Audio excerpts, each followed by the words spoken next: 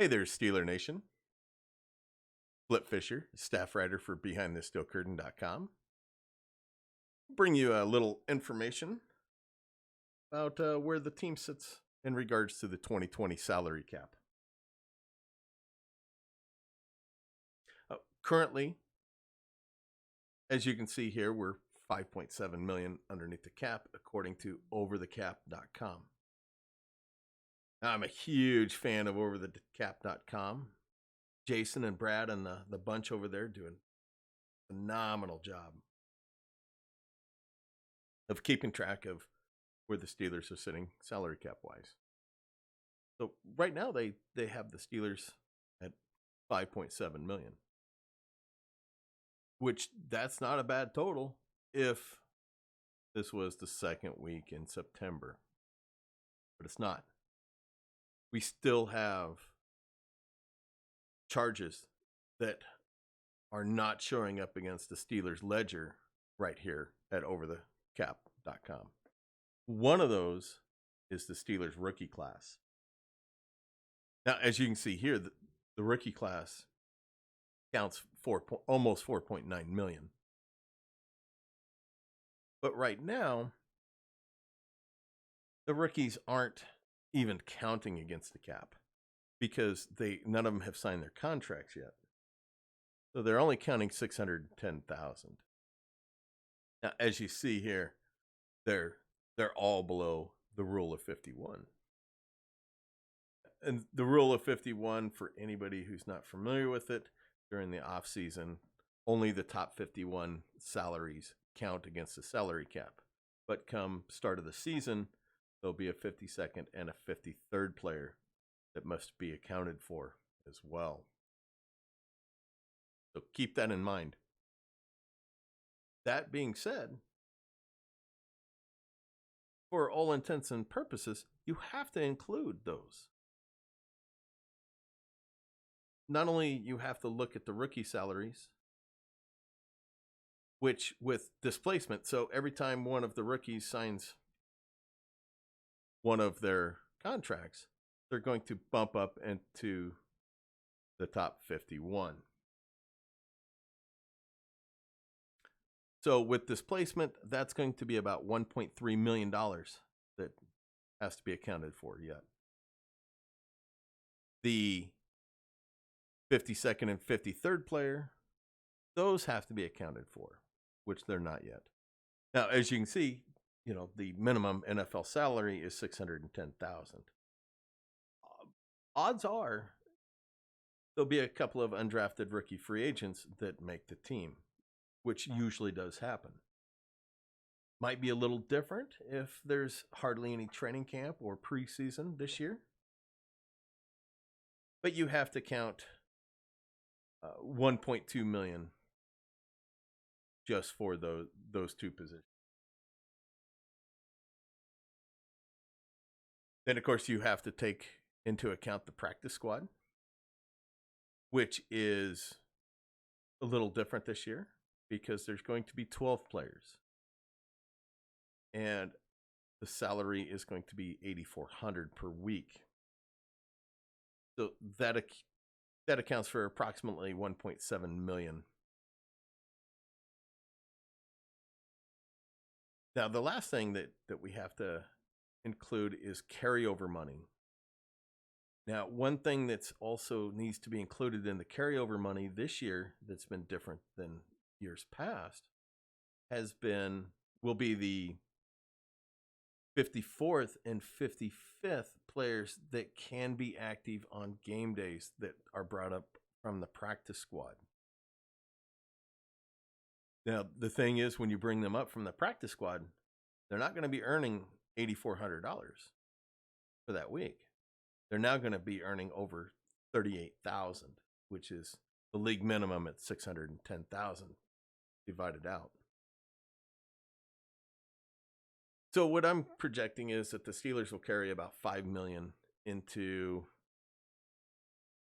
the season regarding carryover money. I wouldn't be surprised if it was more. I would be pretty shocked if it was actually less than $5 million. So that that 5 million, that 5 million that we had, 5.7 million that we're sitting on right now, that's gone. Adios, out the door. Oh, geez, the carryover money eats almost all that up. And, I caught some heat for writing some articles,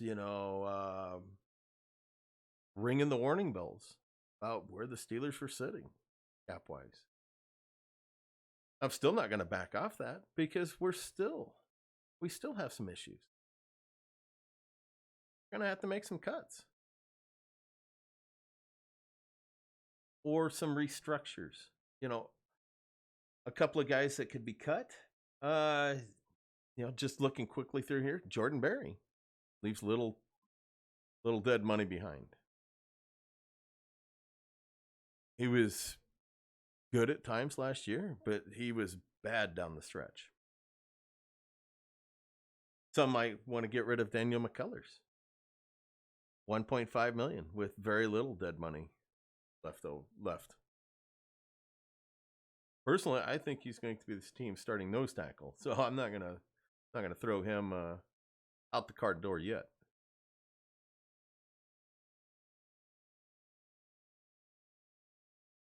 The other way we can do it is do some long-term contracts. Bud Dupree. Cutting down that huge $15.8 million franchise tag figure.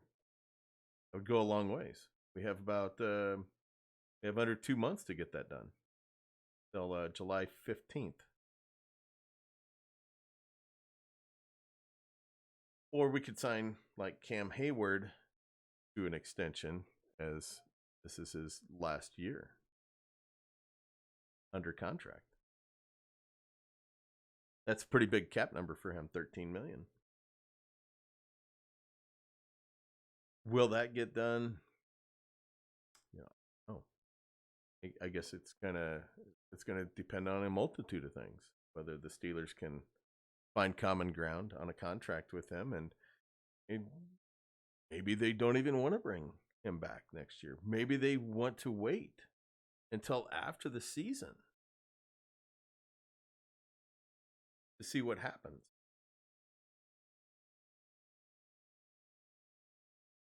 So that being said, there's ways we can get underneath the salary cap right now.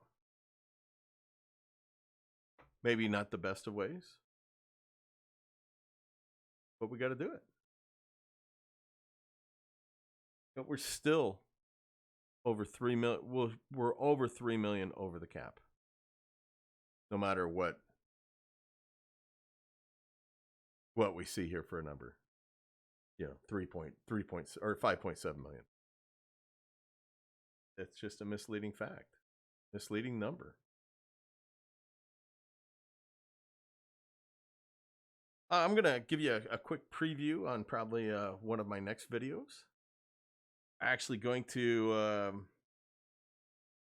delve into the 2021 cap and see where we're sitting.